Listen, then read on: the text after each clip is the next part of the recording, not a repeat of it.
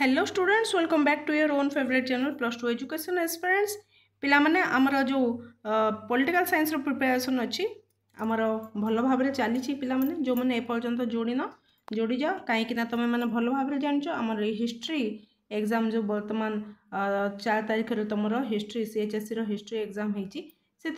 2 marks MCQ को छाड़देली बाकी सब क्वेश्चन आमर सिलेक्शन रो आसी। सो तुम्हें भी जदि चाहूच तुम प्रिपरेशन फुल्ली 100% हो ताहले तमें जॉइन कर जाओ, सब्सक्राइब करो,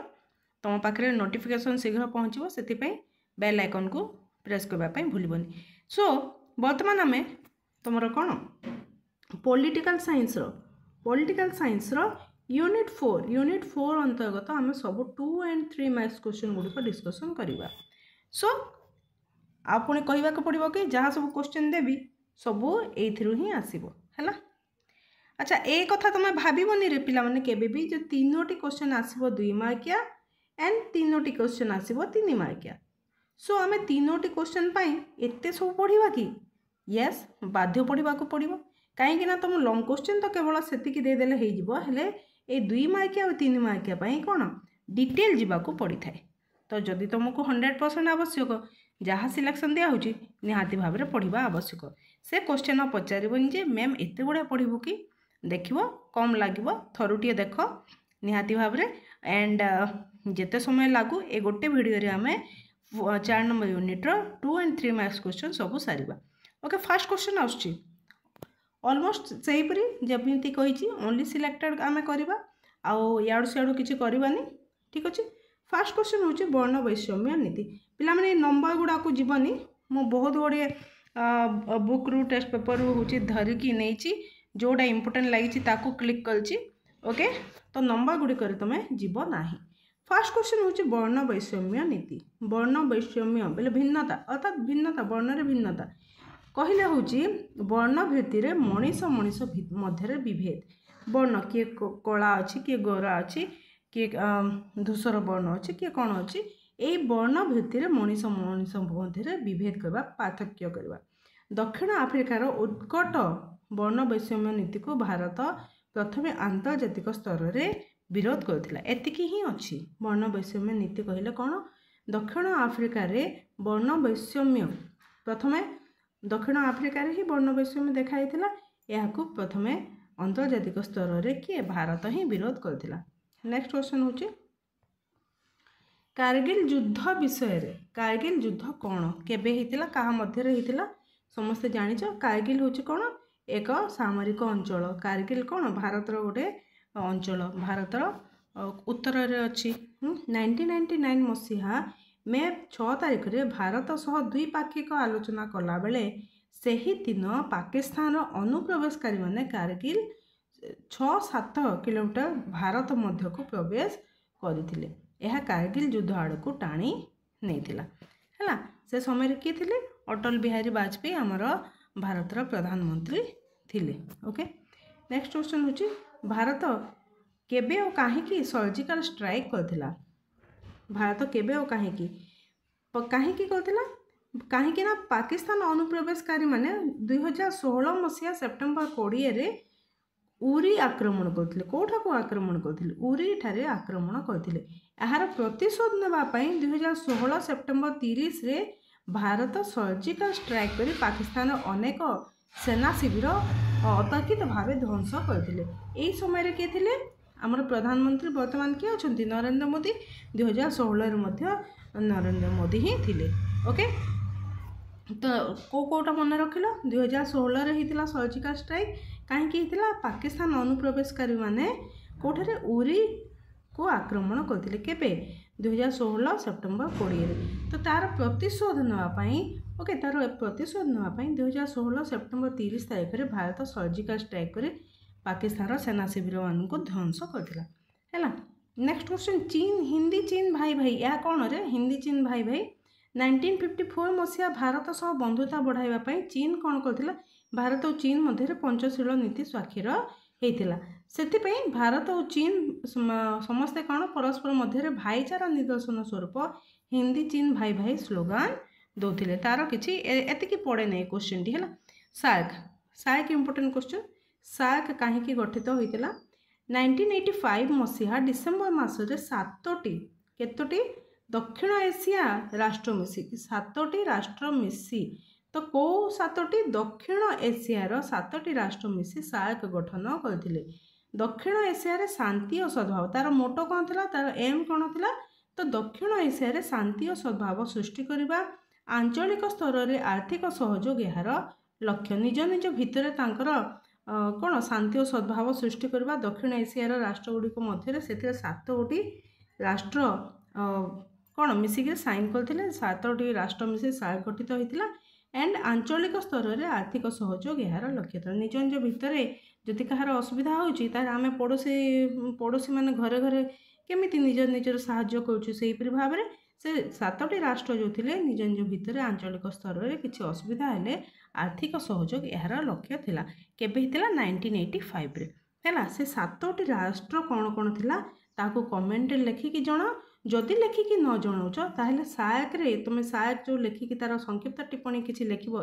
हमर 3 मार्क भी आसे तो से 7टी राष्ट्र ना तुमे निजे लिखि थाओ ओके काहेकि ना तुमको आवश्यक पड़ी पारे सार्क रे को राष्ट्रटी नथिला ओके सार्क रे को राष्ट्र भिन्न भिन्न राष्ट्र दे दबो एवं को राष्ट्र सार्क रो अंतर्गत थिला ए क्वेश्चन गुडा को आसी थाए तो सार्क रो से 7टी राष्ट्र तुम निजे खोजिकी लिखिबो कहीं मुझे जदि कही दूची तुम खोजिकी लिखिले तुम मनस्थ हो ओके नेक्स्ट क्वेश्चन हूँ सिंधु नदी जल बद कौन सिंधु नदी जल बद गोटे इंपोर्टेंट क्वेश्चन और क्या भितर होता ये हूँ भारत और पाकिस्तान कौन सिंधु नदीर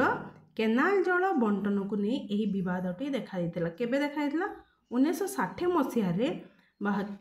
से समय किए प्रधानमंत्री पंडित जवाहरलाल नेहरू एवं पाकिस्तान आयुब खां को मध्य एक राजीनामा स्वाक्षरित होगा पर एक आयोग गठित होता यार समाधान करथिला ठीक अच्छे ये हूँ सिंधु नदी जल बद सिंधु नदी जल बद ए मसीहा गुड़ा को मन रख एवं क्या भितर होता से समय प्रधानमंत्री किए थिले ठीक अच्छे पंचशील नीति कौन पंचशील नीति पे बोथ 2 and 3 मार्क्स तुम देख 3 मार्क रे तो मुझे तुमको देवी है पंचशील नीति तुमको देवी है क्या भितर होता देखिन पंचशील नीति भारत और चीन मध्य पे एवं कहीं मध्य अंतरराष्ट्रीय एवं अन्यान्य संपर्क 1954 मसीहा एप्रिल 29 तारिख में पंचशील राजीनामा नामक एक संधि चुक्ति रे स्वाक्षरित होता है चुक्तिबद्ध करते किए भारत और चीन यार मुख्य प्रवक्ता किए थे आमर पंडित जवाहरलाल नेहरू है देन तास्केंट राजीनामा कौन बोथ 2 and 3 मार्क्स तास्केंट राजीनामा बहुत इंपोर्टेंट पिला माने ओके तास्केंट राजीनामा कारगिल युद्ध सिंधु नदी जल बंटन लाहौर घोषणानामा वर्ण वैषम्य नीति सार्क गोष्ठी निरपेक्ष आंदोलन ये सब गुड़ाक आमर बहुत इंपोर्टेंट ठीक अच्छे तो तास्केंट राजीनामा कौन रूसियार सर्वोच्च शासक श्रीयुक्त कोसिजिन को मध्यस्थतार भारतर प्रधानमंत्री श्रीयुक्त लाल बहादुर शास्त्री और पाकिस्तान राष्ट्रपति आयुब खां को मध्य तास्केंट राजीनामा स्वाक्षरित होता क्या मध्य होता लाल बहादुर शास्त्री एवं आयुब खां को मध्य तास्केंट राजीनामा स्वाक्षरित होता उभय राष्ट्र मध्य उत्तम पड़ोसी संपर्क रक्षापी तार लक्ष्य कौन था उत्तम पड़ोसी संपर्क रक्षा क्या भितर भारत और पाकिस्तान मध्य तो भारत और पाकिस्तान जो संपर्क अच्छे से भितर ये तास्केंट राजीनामा मध्य रहिबो ठीक अच्छे देन सिमला राजीनामा कौन सिमला राजीनामा उभय 2 एवं 3 मार्क्स बहुत इंपोर्टेंट ओके सिमला राजीनामा क्या भितर होता देख 1972 मसीहा जुलाई 2 तारिख में भारत प्रधानमंत्री से समय प्रधानमंत्री 1972 श्रीमती इंदिरा गांधी थिले एवं पाकिस्तान रे जुल्फिकार अली भुट्टो ओके जुल्फिकार अली भुट्टो मध्य सिमला ठारे एक शिखर सम्मिलन होता सेठारे यही राजीनामा सिमला राजीनामा चुक्ति कौन सिमला राजीनामा स्वाक्षरित होता तो यह कौन गोटे चुक्ति स्वाक्षरित होता सिमला राजीनामा कहुची यार मोटो कौन थिला 1971 रे भारत और पाकिस्तान युद्ध पर स्वाक्षरता यह चुक्ति अनुଯାयी द्विपाक्षिक आलोचना द्वारा विवाद समाधान करा जहाँ सब विवाद उपजिब यही सिमला राजीनामा अनुसार सब विवादर समाधान करा क्या मध्य भारत और पाकिस्तान मध्य देख भारत और पाकिस्तान मध्य सिमला राजीनामा तास्केंट राजीनामा ओके ये सब गुड़ाक होता पंचशील नीति किंतु क्या सांगे आमर चीन सांगे होता देन लाहौर घोषणानामा आमर कौन पाकिस्तान सहित होता लाहौर घोषणानामा तो लाहौर घोषणानामा कौन 1999 मसीहा फेब्रुआरी 3 तारिख में भारतर प्रधानमंत्री 1999 अटल बिहारी वाजपेयी थे दिल्ली रु लाहौर पर्यंत बस रे यात्रा करी बस चलाचलर शुभारंभ करथिले लाहौर घोषणा कौन तो 1999 रे ए दुई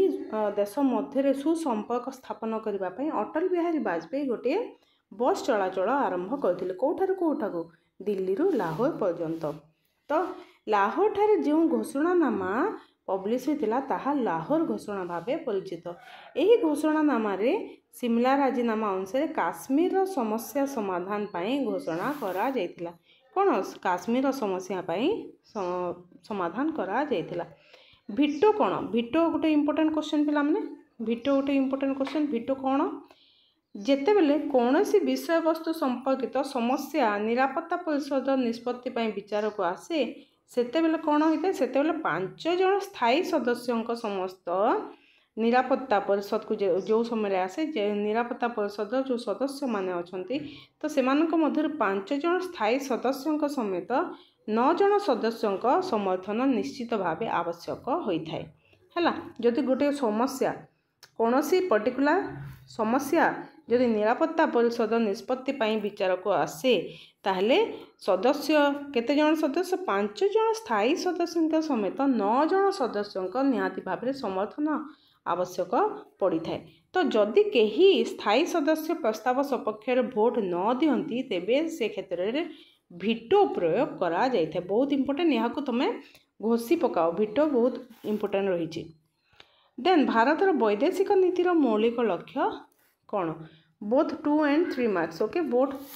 2 and 3 मार्क्स एवं भिटो मध्य 2 and 3 मार्क्स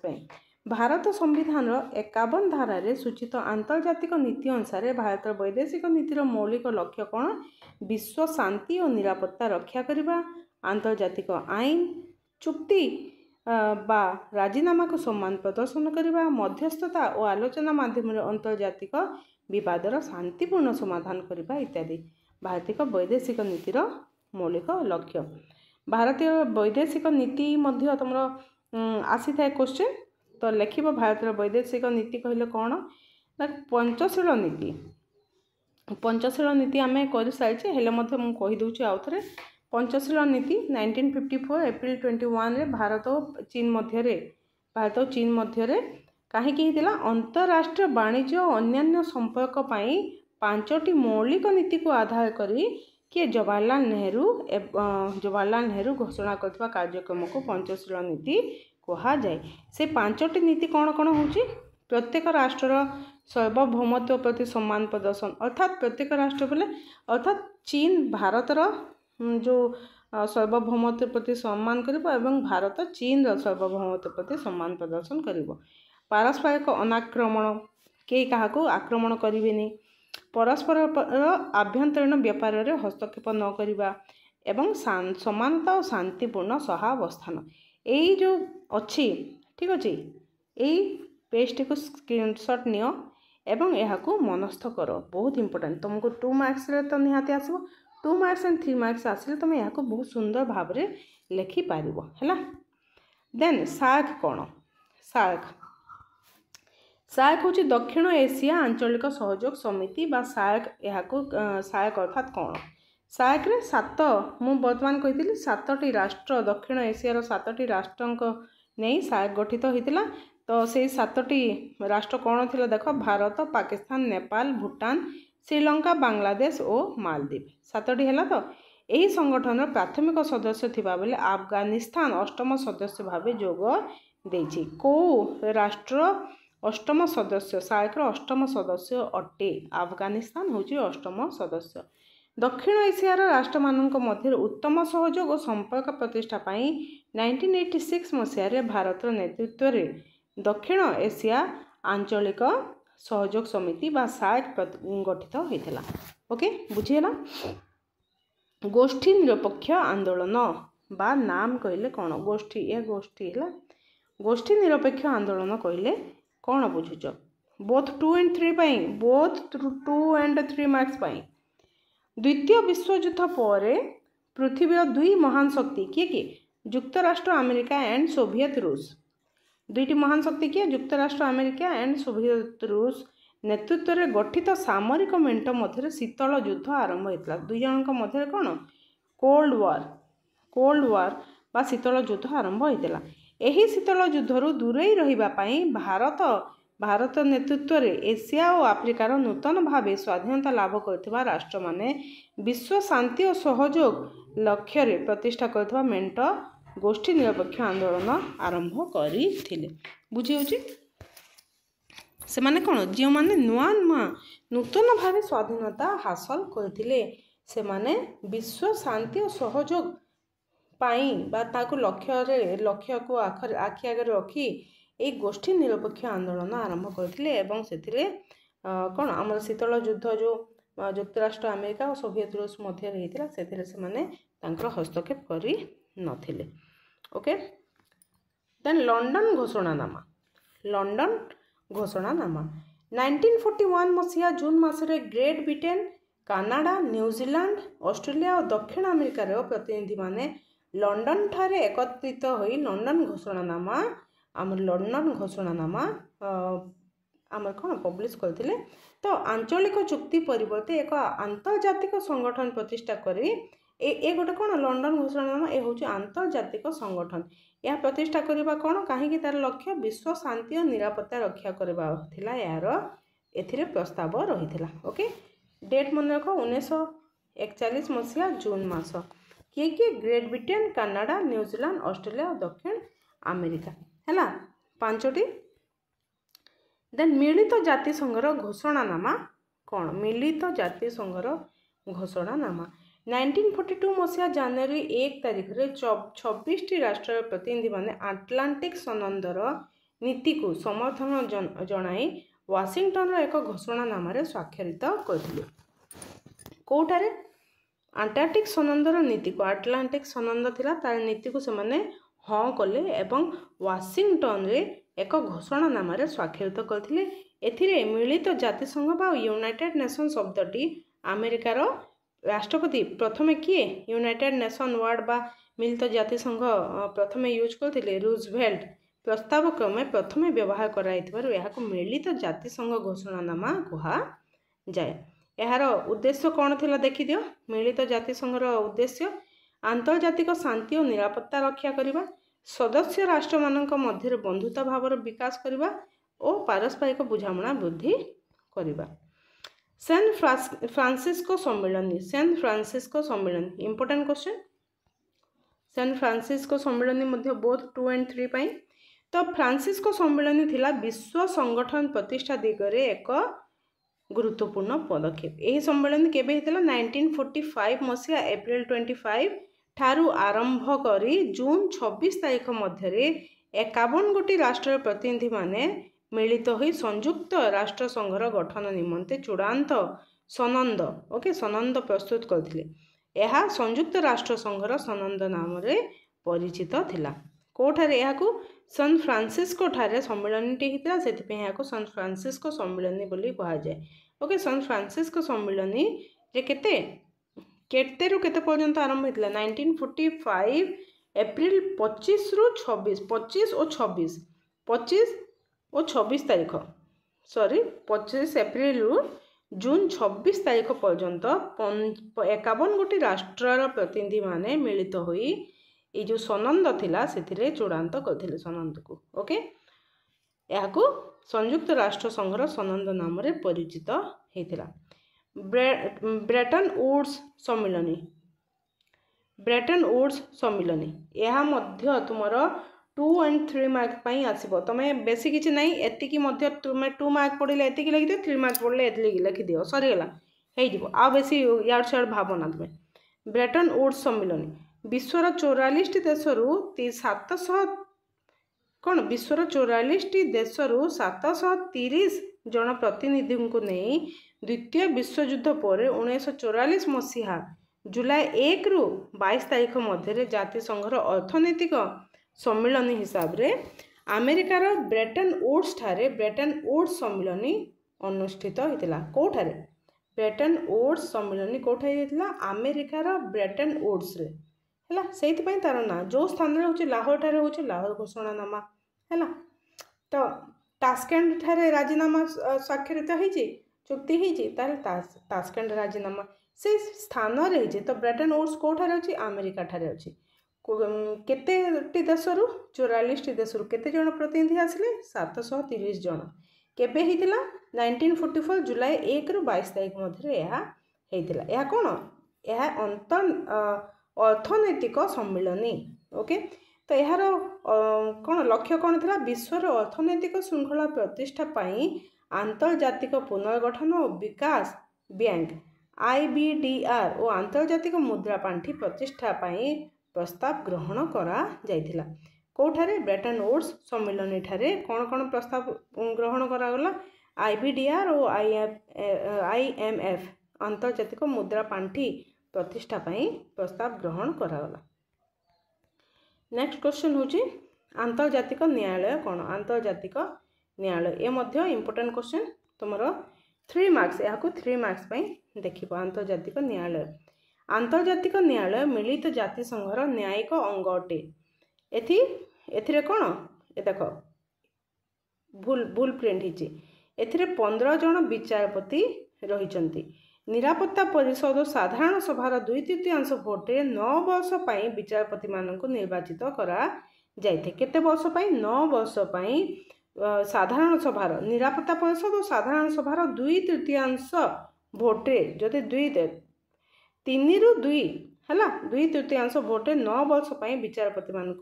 निर्वाचित कराई थे। एवं कौनसी राष्ट्र एकाधिक विचारपति एथिरे देख एथिप्तरे नुह पतप्त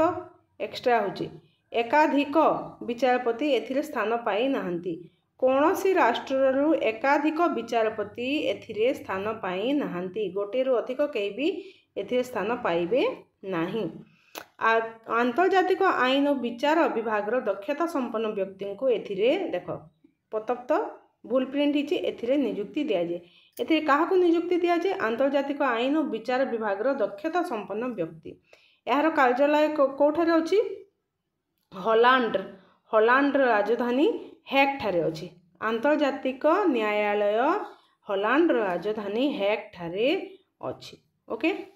न्यायालय रे आवेदन पर समस्यार विचार होता है एवं स्व इच्छा रे न्यायालय कौनसी विवादर समाधान पाई उद्यम करिपारे नहीं। यह मुख्यतः सभ्य राष्ट्र मानक आईनगत परामर्श देता है। कौन करता है सभ्य राष्ट्र मानक आईनगत परामर्श देता है। इंपोर्टेंट क्वेश्चन टी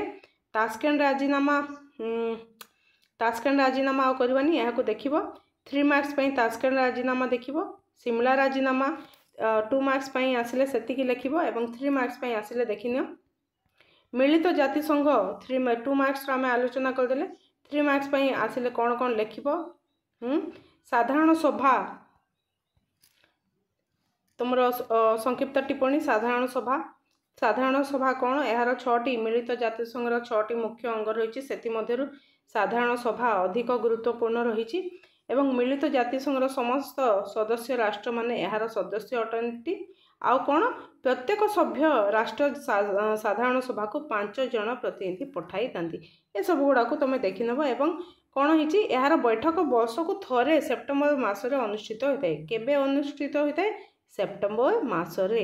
एवं प्रत्येक अधिवेशन रे यार जड़े अध्यक्ष और 7 जन उपाध्यक्ष निर्वाचित होई थांती। सेहीपरि भाव में निरापत्ता परिषद मध्य देखिबो बहुत इंपोर्टेंट क्वेश्चन निरापत्ता परिषद ठीक अछि। देन मिलित जातिसंघर सचिवालय ए 3 मार्क्स पई एगुडा को कहूची मिलित जातिसंघर सचिवालय। Okay then yes Sarila San Francisco सम्मेलन तो तुमको दिया जाइछि। ओके ए सब गुड़ाक थिला यूनिट 4 तुम 2 and 3 मार्क्स क्वेश्चन गुड़ाक सब गुड़ाक देखिनियो एवं आ गोटे क्वेश्चन तुम रही ए होची बिग फाइव कहले कौन बुझ पिला माने बिग फाइव मु पाइलिनी तो ताकू कही दूची मिलित जातिसंघर कार्यनिर्वाही अंग होची